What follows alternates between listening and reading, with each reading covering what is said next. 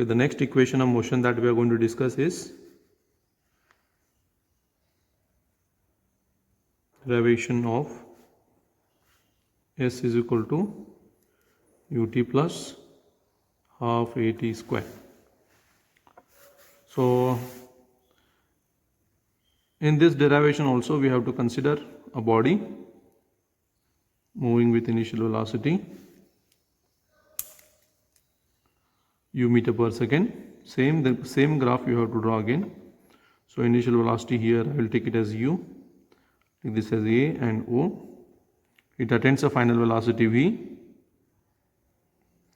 So I will take this as b and c, and this final velocity I will take it as v. I will draw a line perpendicular to BC and mark this point as D. Now this is time axis and this is velocity. Okay, we have considered a body moving initial velocity u, attains a final velocity v. Now as in this formula it is started with S, and we all know that distance traveled S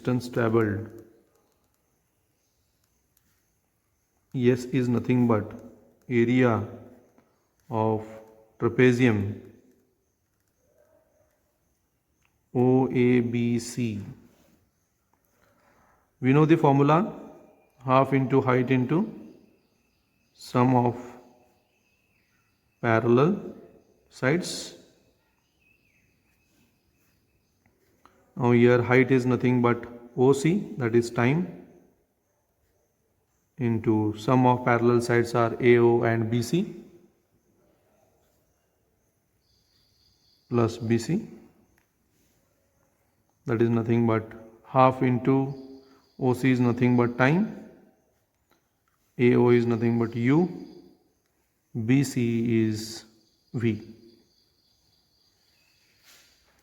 Now in this equation we want U, T, A, we don't want V. In this equation we want U, T and A. So in place of V, we know V is equal to U plus AT. This V is equal to U plus AT, you have to substitute in this equation. Therefore we get S is equal to half into T into U plus, in place of V I am writing U plus AT. So therefore we get S is equal to half into T into U plus U is 2U plus A into T. So this 2, 1 by 2 into T you have to multiply inside the bracket. So 1 by T into 2U is 1 by 2 into T into 2U plus 1 by 2 into T into AT.